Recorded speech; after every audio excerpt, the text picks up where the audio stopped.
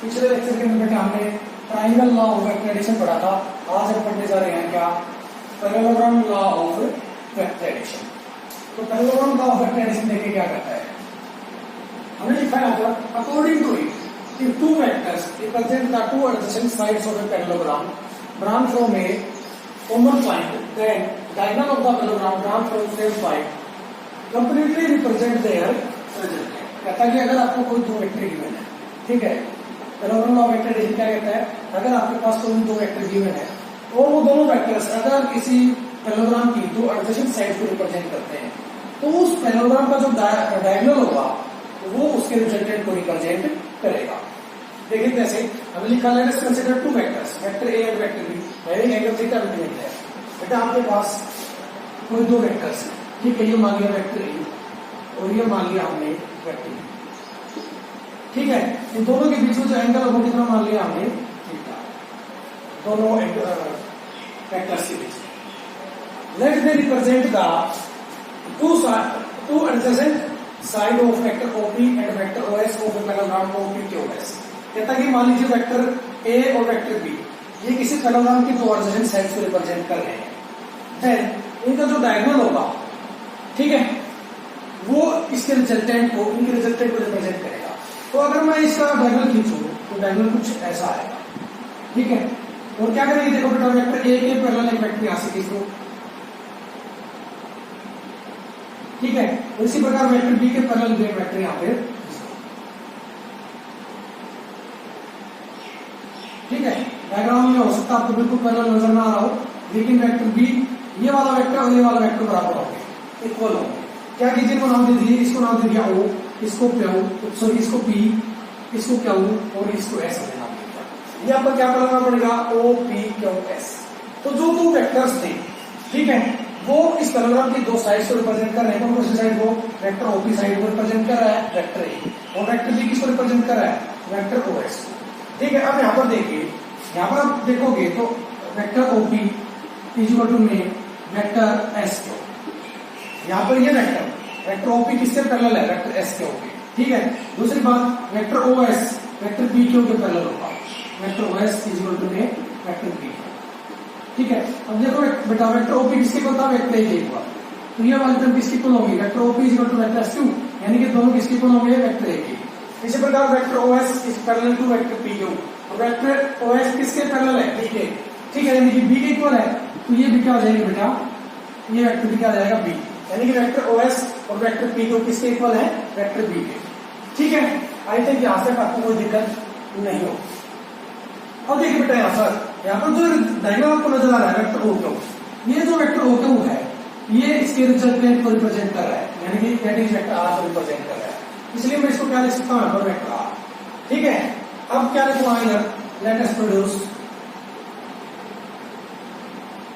Vector A, ठीक है। क्या कीजिए, वेक्टर A को आगे बढ़ा दीजिए, ठीक है बेटा।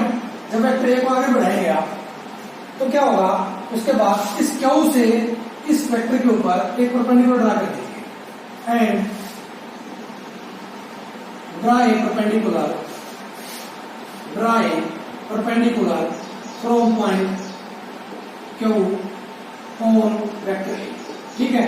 क्या करना है, Q पॉइंट से वेक्टर A के ऊपर, यानी कि जो वेक्टर A को हमने आगे बढ़ाया है इस वेक्टर पर हमने क्या कर देना है, एक परपेंडिकुलर ड्रा कर देना है, और इस पॉइंट को जहां पर ये इस वेक्टर A को आगे बैठेगा उस पॉइंट को हमने क्या मान लिया है।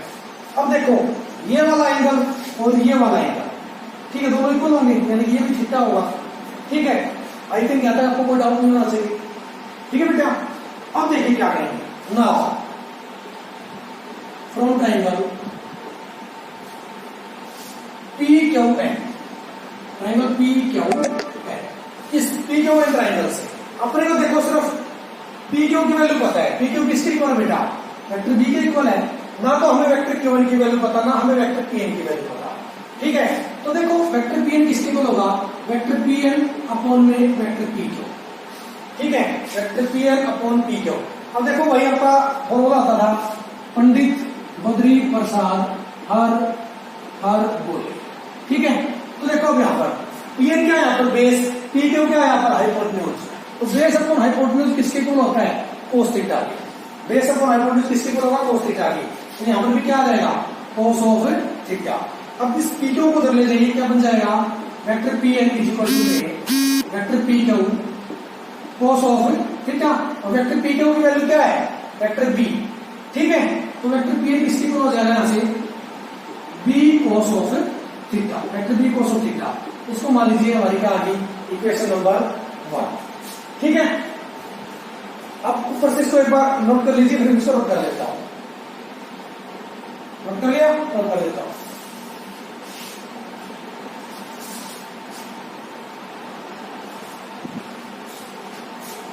अब देखो बेटा यहां से, अब वेक्टर पी एन की वैल्यू तो हमें पता चल गई, अब क्यू एन की वैल्यू हमें नहीं पता, तो क्यू एन की वैल्यू निकाल लेंगे इसी ट्राइंगल से। And vector Q N upon में vector P Q is equal to, अब वेक्टर क्यू एन क्या है, परपेंडिकुलर, परपेंडिकुलर अपॉन में हाइपोटेन्यूज। देखिए यहाँ पर क्या होगा, परपेंडिकुलर अपॉन में हाइपोटेन्यूज किसके इक्वल होगा, साइन थीटा के। तो यहाँ पर हम क्या लिख देंगे, sine of theta, that is which implies that vector Q N is equal to में vector P Q sine of theta. और वेक्टर पी क्यू किसके इक्वल बेटा, बी के इक्वल, तो वेक्टर बी साइन थीटा किसके इक्वल आया, vector Q N, ठीक है। इसको क्या किया हमने, इक्वेशन नंबर, ओके। तो देखो अभी हमने कौन सा ट्राइंगल लिखे, ट्राइंगल पी क्यू एन। अब क्या करेंगे, पूरी राइट एंगल ट्राइंगल ले लेंगे, कौन सी, O N Q, O N Q, यानी कि ऊपर वाले फेस को भूल जाइए, ये वाली ट्राइंगल इस तो हम कैसे करेंगे, इसको भूल जाइए, ठीक है। तो इधर देखो ट्राइंगल नीचे क्या बची, ओ एन क्यू, ठीक है। Now from triangle O N Q, ठीक है, और क्यू ट्राइंगल से।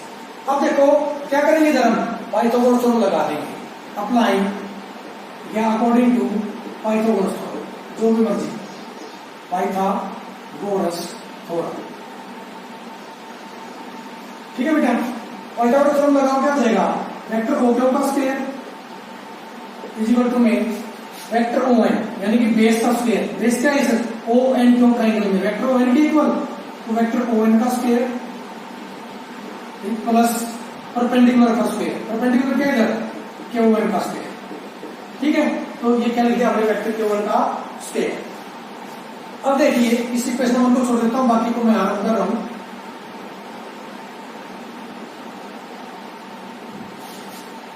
वेक्टर ओ क्यू किसके इक्वल है इधर, वेक्टर आर के इक्वल, तो कर दो बेटा, वेक्टर आर का स्क्वायर इज इक्वल टू में वेक्टर ओ एन किसके इक्वल है, vector OP plus P N, ठीक है।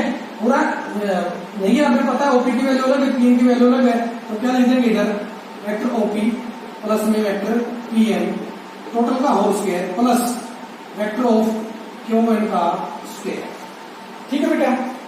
अब क्या करेंगे, देखो वेक्टर ओपी और पी एन की वैल्यू आपको पता है, तो क्या हो जाएगा, लेफ्ट में क्या चल रहा है, वेक्टर आर का स्क्वायर इज इक्वल टू में वेक्टर ओपी किसके इक्वल है, वेक्टर ओपी वेक्टर ए के इक्वल, तो क्या करेंगे बेटा, vector A plus vector P N किसके इक्वल है, फ्रॉम इक्वेशन नंबर 1 देखिए वेक्टर बी cos थीटा, तो क्या लिख देंगे, vector B cos of theta total का whole square plus Q N की वैल्यू क्या है, from equation number 2 vector B sine theta का स्क्वायर, ठीक है। अब इक्वेशन नंबर 2 भी हम कर रहा हूं। अब क्या करेंगे, देखो इस स्क्वायर को बोलेंगे बेटा, तो लेफ्ट साइड का इट इज वेक्टर आर का whole square is equal to में vector A plus vector B cos theta का होल स्क्वायर, क्या हो जाएगा, वेक्टर ए का स्क्वायर प्लस वेक्टर बी का square cos square theta, B cos theta का square क्या होगा, B square cos square theta plus में 2 vector A vector B cos of theta, ठीक है, प्लस में इस टर्म का स्क्वायर खोल दिया हमने, अब इसका खोलेंगे, आगे थोड़ा सा डायग्राम अड़े आ रहा है इसलिए मैं नीचे लिख रहा हूं उसको, क्या होगा, vector B square sine square theta. अब देखो यहां से vector B square cos square theta plus vector B square sine square theta, इन दोनों से बी स्क्वायर को हम कॉमन निकाल सकते हैं, तो कैसे लिखेंगे बेटा, वेक्टर आर का स्क्वायर इज इक्वल टू में वेक्टर ए का स्क्वायर प्लस में वेक्टर बी का स्क्वायर, कॉमन निकाले वेक्टर बी स्क्वायर को, अंदर क्या बच गया, साइन स्क्वायर थीटा प्लस में cos square theta plus 2 vector A vector B cos of theta, ये वाली टर्म है, ठीक है। अब ऊपर से रब कर देते हैं, क्योंकि शायद नीचे दिखाई नहीं दे रहा होगा।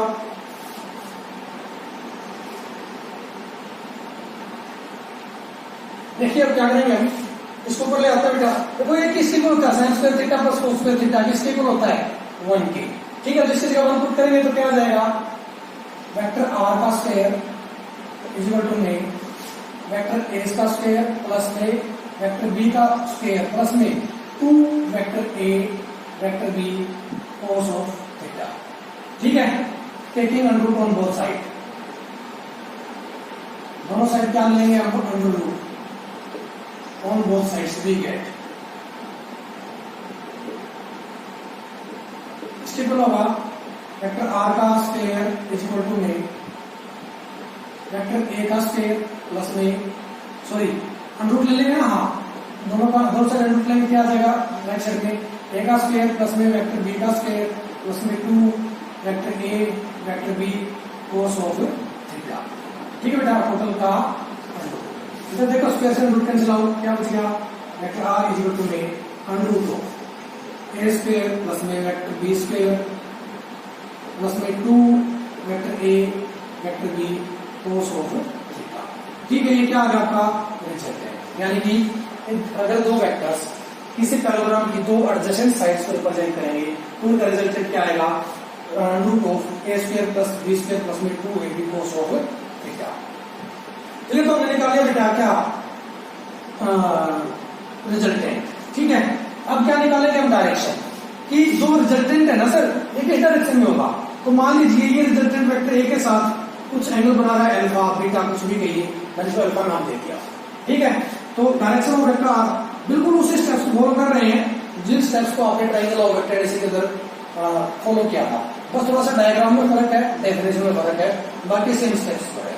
ठीक है, डायरेक्शन ऑफ वेक्टर आर, हम डायरेक्शन को किससे क्या करेंगे, एंगल निकालेंगे, तो इस एंगल को निकालने के लिए हम क्या लेंगे, टेंजेंट। ठीक है, जो टेंजेंट लेंगे तो क्या आ जाएगा, tangent of alpha is equal to tangent theta इसके होता है परपेंडिकुलर अपॉन में base, perpendicular upon base, perpendicular क्या है यहाँ पर, वेक्टर क्या हुआ है।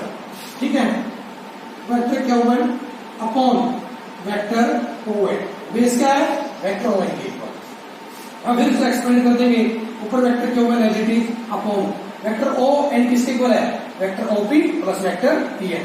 तो क्या हो जाएगा इधर, vector OP plus vector of PN. केवल की वैल्यू आपको पता है फ्रॉम इक्वेशन नंबर 2 क्या थी, बी साइन थीटा। ठीक है, ओपी की वैल्यू क्या है, वेक्टर ए प्लस में वेक्टर बी की वैल्यू क्या थी, vector B cos of theta. ठीक है, तो इस फॉर्मूले से हम क्या करेंगे बेटा, एंगल निकाल लेंगे, अगर अल्फा की वैल्यू हम निकाल लेंगे तो उस रिजल्टेंट की डायरेक्शन आ जाएगी। अब हम कुछ स्पेशल केसेस लेते हैं, उस स्पेशल केस क्या है देख लीजिए, पहले इसको नोट करें मॉडल बुक में।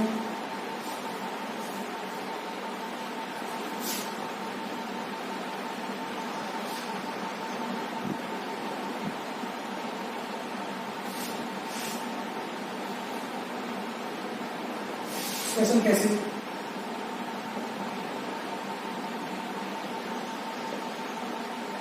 पहला स्पेशल केस क्या है देखिए, इफ बोथ वेक्टर्स यानी कि if two vectors like in the same line, same direction कह लीजिए चाहे, अगर दोनों वेक्टर्स सेम लाइन में एग्जिस्ट करते होंगे तो क्या होगा।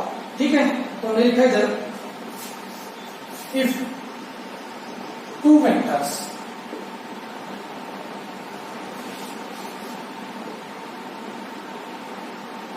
लाइज इन सेम डायरेक्शन, अगर दोनों वेक्टर्स एक डायरेक्शन में हो, ठीक है, तो रिजल्टेंट बताइए क्या होगा। तो देखिए बेटा सेम डायरेक्शन का मतलब है क्या, उनके बीच में एंगल कितना होना चाहिए, 0 डिग्री। ठीक है, एंगल क्या होगा, 0 डिग्री। तो क्या होगा, कोस 0 किसके इक्वल होता है, कोस 0 डिग्री 1 के इक्वल, और साइन 0 डिग्री किसके इक्वल होता है, 0 के इक्वल। ठीक है, तो रिजल्टेंट निकालो, रिजल्ट हमने अभी निकाला था फ्रॉम इक्वेशन नंबर 4 क्या आया था, root of A square plus में बी स्क्वायर प्लस में 2ab कोस ऑफ थीटा। ठीक है, अब लेकिन जब दोनों वेक्टर एक ही डायरेक्शन में हो तो थीटा की वैल्यू क्या होगी, 0 डिग्री, यानी कि कोस 0 क्या होगा, थीटा जब क्या आ जाएगा इधर, कोस 0 डिग्री। ठीक है, और कोस 0 की वैल्यू आपको पता है कितनी होती है, 1। तो क्या आ जाएगा, vector R is equal to में root of A square plus में बी स्क्वायर प्लस में 2ab, क्योंकि कोस 0 से क्या करते हैं हमने यहाँ पर 1। ठीक है, वैसे इस पर ध्यान रखना है, वेक्टर बेटा ठीक है, अगर मैं इधर लगाना भूल भी जाता हूँ तो आप ध्यान रखना कि सभी वेक्टर क्वांटिटीज है। देखो क्या बन गया, vector A square plus vector B square plus में 2 वेक्टर ए वेक्टर बी, यानी कि कुछ ऐसा नहीं बनेगा A square plus B square plus में 2ab। ठीक है, तो सिंपली क्या लिख सकते हैं इसको, root of vector A plus vector B का होल स्क्वायर, है ना। इस होल स्क्वायर से ये अंडर कैंसिल आउट, तो क्या बच गया vector R is equal to में vector A plus vector B. ठीक है, रिजल्टेंट किसके को आएगा, vector A plus vector B. For example मान लीजिए आपके पास कोई डिस्प्लेसमेंट वेक्टर है वेक्टर ए, ठीक है, ये कोई डिस्प्लेसमेंट वेक्टर है। इस डायग्राम को यहां पर रख कर देता हूं, इसकी रिक्वायरमेंट नहीं है।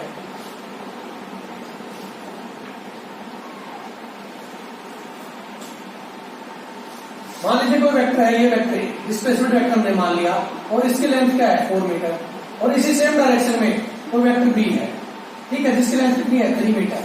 तो इन दोनों का रिजल्टेंट क्या होगा बेटा, vector A plus vector B, यानी कि दोनों की डायरेक्शन सेम है, तो कौन सा फॉर्मूला बन जाएगा, ये वाला क्या आ जाएगा 4 मीटर प्लस में 3 मीटर, दैट इज 7 मीटर। ठीक है, तो इस केस में जब क्या होगा बेटा, जब दोनों वेक्टर्स किसी एक पर्टिकुलर डायरेक्शन के अंदर होंगे तो उस टाइम पर जो रिजल्टेंट होगा वो उनका क्या होगा मैक्सिमम। ठीक है, दूसरी बात डायरेक्शन की अगर बात की जाए, डायरेक्शन कितनी है, ठीक है, यानी कि रिजल्टेंट की डायरेक्शन क्या होगी, तो डायरेक्शन आपको पता है जो सेम ही होगी, लेकिन फिर भी अगर आपको निकालना पड़ जाए फॉर्मूले से तो कैसे निकालेंगे।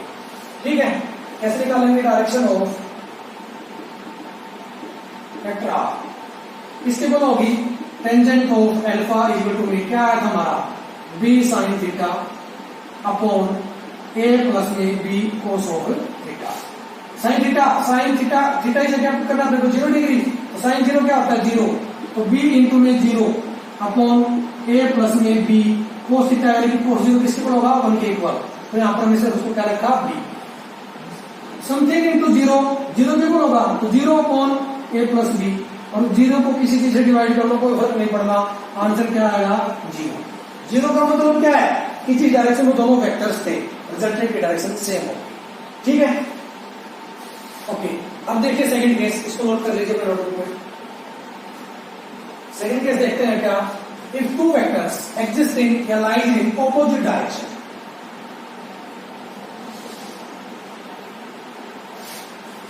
सेम डायरेक्शन की जगह ऑपोजिट डायरेक्शन में,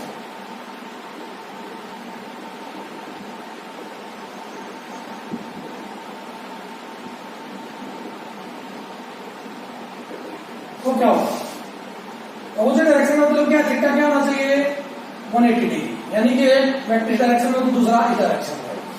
ठीक है, यानी कि डायरेक्शन दोनों की क्या हो ऑपोजिट। ओके, अब यहां से देखो बेटा, कोस 180 डिग्री किसके इक्वल होगा -1 के इक्वल, कोस 180 डिग्री किसके इक्वल होता है -1 के इक्वल। दूसरी बात साइन 180 डिग्री किसके इक्वल होगा 0 के इक्वल। ठीक है, रिजल्टेंट निकालना, तो रिजल्टेंट देखिए किसके इक्वल आएगा, vector R is equal to में करो under root of A square plus में B square plus sorry A square plus B square plus में 2ab cos of theta. Theta जाएगा आप करेंगे 180 डिग्री, तो यहाँ पर मैं थीटा मिटा के कर देता हूँ 180 डिग्री।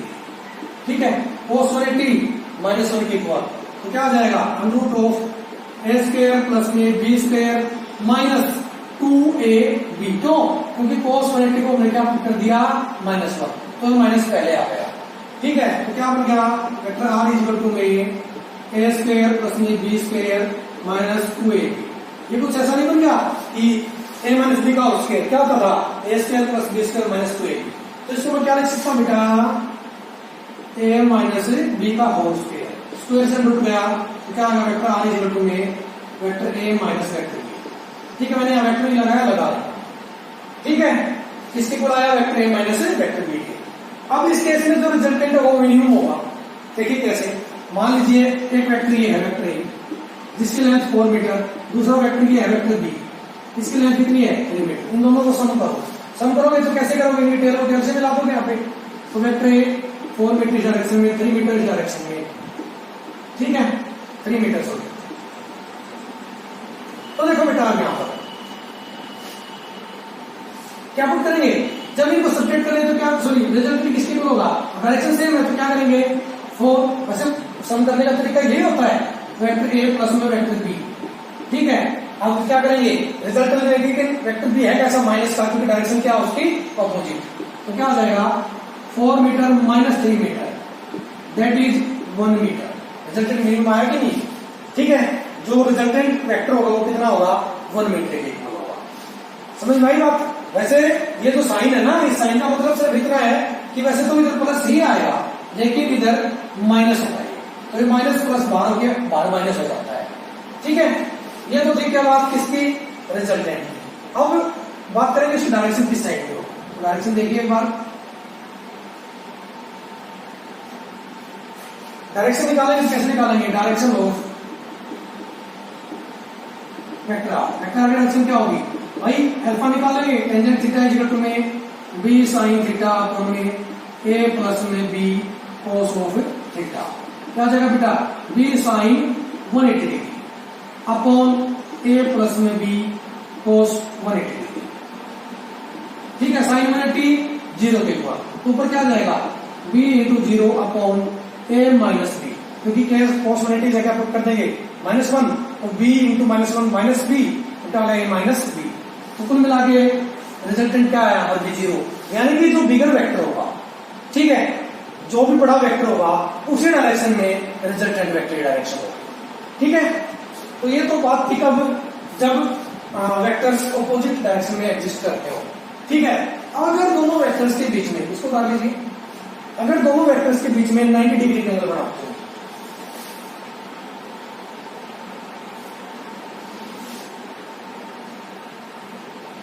मैं लिख रहा हूं इसको, इफ टू वेक्टर्स